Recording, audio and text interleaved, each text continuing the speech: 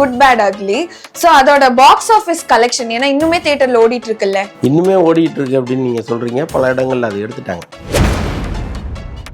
இன்னொரு பக்கம் தனுஷ் கதை அவர் ஒரு லைன் சொல்லியிருக்காரு, அது அவருக்கு ரொம்ப பிடிச்சிருக்கு. அப்புறம் வெங்கி அட்லூரின்னு லக்கி பாஸ்கர் படம் பண்ணார்ல, ஸோ அந்த டைரக்டர்கிட்ட ஒரு லைன் கேட்டிருக்காங்க. அப்புறம் அது இல்லாமல் இன்னும் சில பேர் அஜித்தை தொடர்ந்து விரட்டிட்டு இருக்காங்க. அவர் மைண்டில் முதல்ல இருக்கிறது ரேஸ் தான், அப்புறம் தான் சினிமா. ஸோ அதனால் அவர் இப்போ இன்னைக்கு சென்னைக்கு வந்திருக்கிறதெல்லாம் கிடைக்கிற ஒரு சின்ன ஓய்வில் வந்திருக்காரு. அவர் ஒரு 2-3 நாள்ல இருந்து திரும்ப போயிடுவார். முழுக்க முழுக்க ரேஸ் தான். இளையராஜா கொடுத்த காப்பிரைட் ஸ்ட்ரைக் எந்த நிலவரத்தில் இருக்கு இப்போ? இளையராஜாவே பல நாட்டுப்புற பாடல்களை இன்ஸ்பயர் பண்ணி தான் போட்டிருக்காரு. அப்போ அப்படியே காப்பி அடிச்சாருன்னு நம்ம சொல்ல முடியாது இல்லை. அவங்கெல்லாம் பெரிய லெஜண்ட் தானே. அது அன்னைக்கு மிகப்பெரிய பிரச்சனையாச்சு. 18 வயசு இளமூட்டு மனசுன்னு ஒரு பாட்டு, அது கந்தசஷ்டி கவசத்தோட டியூன்லேயே இருக்கும். அது அன்னைக்கு தேவாவை கழுவி ஊத்தாத ஆட்களே கிடையாது. ஆனால் காப்பிரைட் கிளைம் பண்ண முடியாது.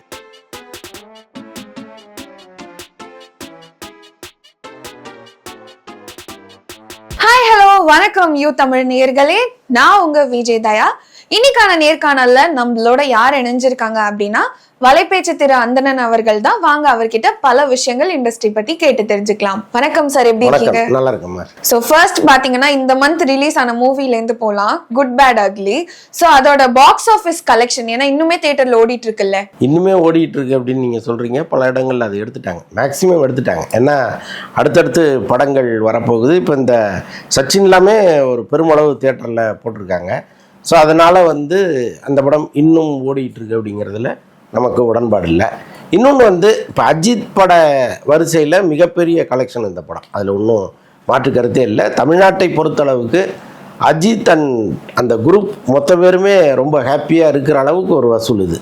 ஆனால் 174 அது இதுன்னு நிறையா சொல்கிறாங்க.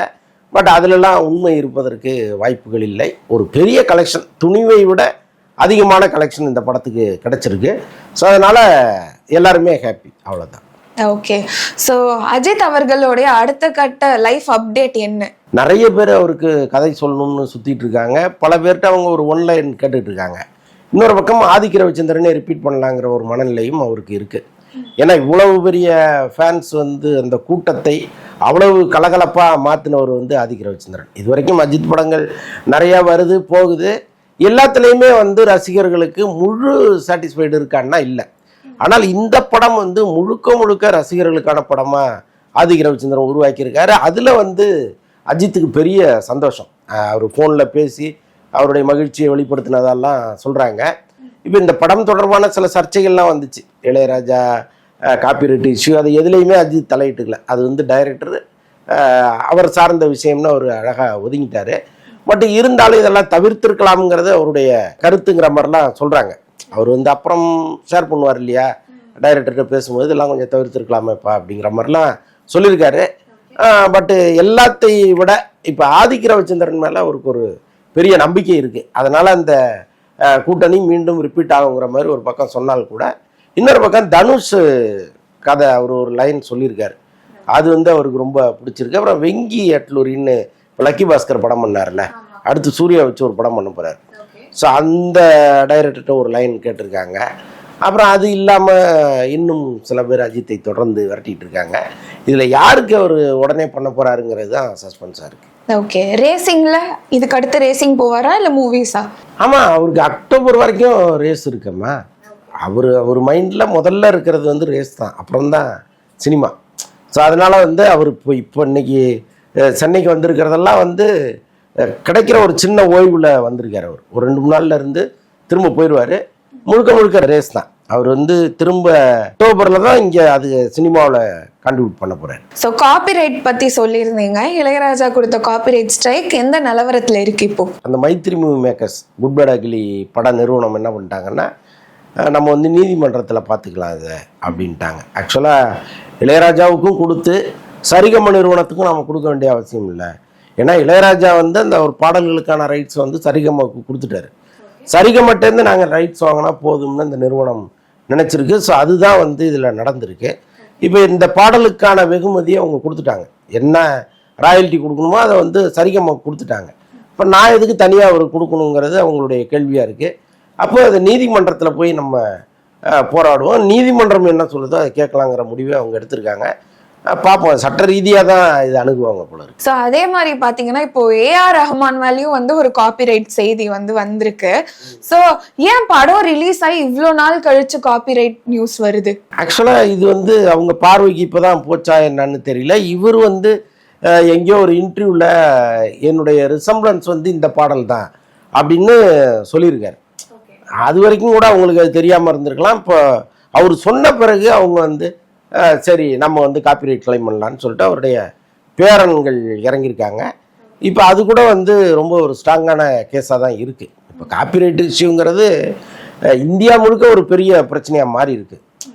இதில் சரியான கிளாரிட்டி இல்லை. அது ஆக்சுவலாக அறிவுசார் சொத்து, அது வந்து படைப்பாளிகளுக்கு தான் அப்படிங்கிறது ஒரு பக்கம் இருந்தால் கூட அது வந்து ப்ராப்பராக அது யார் எப்படி கையாள்வதுங்கிறதுல ஒரு சரியான கைட்லைன் இல்லையோன்னு நான் நினைக்கிறேன். அதனால தான் இந்த பிரச்சனை எல்லா இடங்கள்லையுமே வந்துகிட்டு இருக்கு. இப்போ ஏஆர் ரஹ்மான்லாம் ரொம்ப க்ளீனான ஒருத்தர். அவர் வந்து அந்த மாதிரி போகிற நபரும் கிடையாது. ஆனால் இப்போ அவர் மேல்முறையீடு போகிறதா ஒரு பிளானில் இருக்கார். இதில் வந்து 2 கோடி ரூபா அவங்க கேட்குறாங்க. அவர் பக்கம் நியாயம் இல்லைன்னா அவர் கட்டாயமாக கொடுத்துட்ற ஒரு நபர் தான். இப்போ நம்ம பக்கம் நியாயம் இல்லை, ஒரு தவறு செஞ்சிட்டோம், என்ன கிளைம் பண்ணுறாங்களோ கொடுத்துருவோம் அப்படின்னு நினைக்கிறவர் தான் அவர். ஆனால் அவர் என்ன நினைச்சாருன்னு தெரியல, நம்ம மேல்முறையீடு போகலாம் பார்த்துக்கலாம் அப்படிங்கிற மாதிரி சொன்னதாக சொல்கிறாங்க அவருடைய வட்டாரங்களில். ஸோ அப்போது வந்து இது ஒரு ஃபைட்டு நடக்கும் போல இருக்கு. எனக்கு என்னென்னா, இப்போ ஏஆர் ரஹ்மான் மாதிரி ஒரு பெரிய மியூசிக் டைரக்டரு காப்பி அடித்து தான் போடணுங்கிற அவசியம் இல்லை. ஏன்னா எத்தனையோ பாடல்கள் வந்து அவர் உருவாக்கியிருக்காரு. எங்கேயோ ஒரு இடத்துல ஒரு இன்ஸ்பயர் ஆகி போடுறதுங்கிறது வந்து எல்லா இசையமைப்பாளர்களுக்கும் நடக்கிறது தான். இப்போ இளையராஜாவே பல நாட்டுப்புற பாடல்களை வந்து இன்ஸ்பயர் பண்ணி தான் போட்டிருக்காரு. அப்போ அப்படியே காப்பி அடித்தாருன்னு நம்ம சொல்ல முடியாது இல்லை. இப்போ அவங்கெல்லாம் பெரிய லெஜண்ட் தானே. இப்போ இந்த இடத்துக்கு அவங்க வராங்கன்னா ஒரு காப்பி அடிக்கிற நபரால் வர முடியாது. அவங்க ஓன் கிரியேஷன் இல்லாமல் இவ்வளோ பெரிய இடத்தை யாராலுமே வர முடியாது.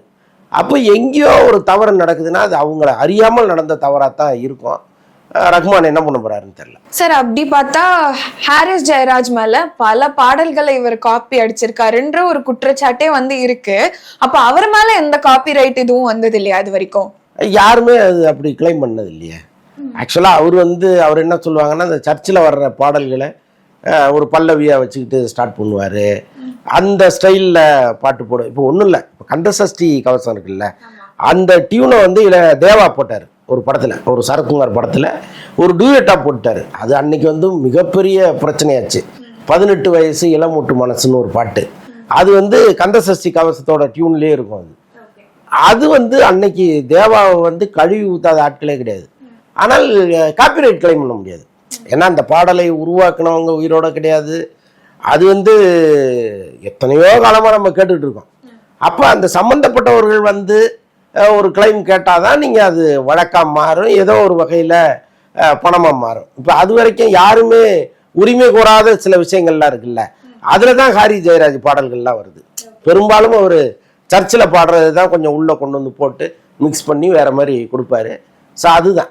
இன்னும் சொல்ல போனால் ஒரு முறை ஒரு ஏர்போர்ட்டில் வந்துட்டு இருந்திருக்கிறாரு, எங்கேயோ ஒரு இஸ்லாம் கண்ட்ரிலே எங்கேயோ வந்துட்டு இருந்திருக்காரு. அப்போ ஏர்போர்ட்டில் வந்து அனௌன்ஸ் பண்ணுவாங்கல்ல, அது உருதுல ஏதோ ஒரு அனௌன்ஸ் பண்ணும் பொழுது அதை கேட்கும்போது இதை ஒரு பல்லவியா போடலாமேன்னு ஒரு படத்துக்கு போட்டிருக்காரு. அது பயங்கர ஹிட்டு தமிழில். அந்த ஓமஹாசியா என்னமோ அந்த அது வந்து ஏர்போர்ட்டில் அவர் கேட்ட ஒரு வார்த்தை தான் பாட்டா பல்லவியா ஆரம்பிச்சது. இப்போ அதுக்கெல்லாம் யார் வந்து இங்கே கிளைம் பண்ண போகிறா? ஸோ அதனால அவர் தனி கேட்டகரி அது. சார் ஆக்சுவலா பாத்தீங்கன்னா நமக்கு ரீசெண்டா நிறைய காப்பிரைட் இஷ்யூ வருது. முதல் காப்பிரைட் பிரச்சனைன்னா இந்த தனுஷ் அண்ட் நயன்தாரா ரிலீஸ்க்கு முன்னாடி அந்த நயன்தாரா ஃபேரி டெய்ல் வந்தது. அதுக்கப்புறம் பாத்தீங்கன்னா ரிலீஸ் ஆகி 1 வீக் கழிச்சுதான் வந்து இளையராஜா அவர்களும் வந்து காப்பிரைட் கொடுத்தாங்க. அண்ட் இப்போ வந்து ரிலீஸ் ஆகி லைக் ஆல்மோஸ்ட் 2 இயர்ஸ் ஆக போகுது PS2. அதுக்கப்புறம் தான் இப்போ காப்பிரைட் இதுவே வந்து நியூஸ்க்கு வந்திருக்கு. ஏன் வந்து ரிலீஸ்க்கு முன்னாடியோ இல்ல ரிலீஸ்க்கு உடனேவோ ஆக்ஷன் எடுக்காம ஏன் வந்து இவ்வளோ லேட்டா எடுக்கிறாங்க? ஆக்சுவலா இல்லை, நம்ம பார்வைக்கு அது எப்போ வருதுங்கிறது தானே. நீங்கள் தெரியாமல் எங்கேயோ நிறைய நடந்துட்டு இருக்கோம். இப்போ இளையராஜா பாடல்களே நிறைய பேர் காப்பி பண்ணி எங்கெங்கேயோ நாட்டில் பயன்படுத்திருக்கலாம். இப்போ நமக்கு தெரியாத லாங்குவேஜ் நிறையா இருக்குது. தெரியாத லாங்குவேஜில் படமெல்லாம் நிறைய எடுக்கிறாங்க. இப்போ போஜ்பூரின்னு ஒரு லாங்குவேஜ் இருக்கு, அங்கே நிறைய படங்கள் எடுத்துட்டு இருக்காங்க. இங்கேருந்து ஒரு 4 பாட்டை உருவி போட்டால் நமக்கு என்ன தெரியவா போகுது? அப்போ நம்ம பார்வைக்கு அது வரும்போது தான் இது யார் என்னன்னு விசாரிங்கன்னு சொல்லுவாங்க. ஸோ அப்படி போனதாக தான் இருக்கும். இளையராஜாவுக்கெல்லாம் படம் ரிலீஸ் ஆகி வந்த பிறகு கூட தெரியாது. சில பேர் பார்த்துட்டு அவருடைய பார்வைக்கு அனுப்புவாங்க. அவருடைய அசிஸ்டன்ட்ஸ் எல்லாம் இருக்காங்க இல்லையா, இந்த மாதிரி இந்த படத்தில் ராஜா சார் பாட்டை யூஸ் பண்ணியிருக்காங்க, கொஞ்சம் அது என்னன்னு பாருங்கலாம் அனுப்பிவிடுவாங்க. பத்திரிகையாளர்களே சில பேர் அதெல்லாம் செஞ்சுருக்காங்க. இப்போ ஆக்சுவலாக நாங்கள் படம் பார்க்கும்போது இது இளையராஜா சாங்க, சரி இது எப்படி இதில் போட்டாங்க, ஒருவேளை பர்மிஷன் வாங்காமல் போட்டாங்களோ, சரி ராஜா சார்கிட்ட சொல்கிறேன் அப்படின்னு சொல்கிறவங்களாம் இருக்காங்க. அப்போ அது படம் முடிஞ்சோடனே ஒரு குறுந்தகவலாக அனுப்பிச்சி விட்ருவாங்க எஸ்எம்எஸில், இந்த படத்தில் உங்கள் பாட்டு வந்திருக்குன்னு. அதுக்கப்புறம் அவங்க படத்தை பார்த்துட்டு எவ்வளோ நேரம் வந்திருக்கு, எப்படி காப்பிரைட் கிளைம் பண்ணலாம் அப்படின்லாம் வருவாங்க. அது இல்லாமல் அவங்களே சில நேரம் அவங்க பார்வைக்கு வரும். ஸோ அதுக்கப்புறம் போகிறது தான். ஸோ இளையராஜா பயோபிக்ல இந்த மாதிரி செய்திலாம் வைப்பாங்களா, அவர் காப்பிரைட் அடிக்கிறது? இளையராஜா பயோபிக்கு அவர் தானே மியூசிக்கு. இப்போ அவர் பாடல்களை அவர் பயன்படுத்துறது இல்லை, என்ன தவறு? சார் அந்த படமே எப்போ எடுப்பாங்கன்னு தெரியல. அது ரொம்ப வேகமாக செய்திகள் வந்துட்டு இருந்துச்சு.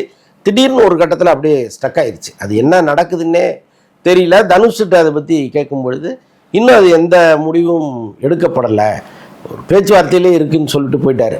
அப்போ அது இப்போ நடக்காதுங்கிற மாதிரி தான் தெரியுது. பட் அதில் பிரச்சனை வரதுக்கு வாய்ப்பு இல்லை.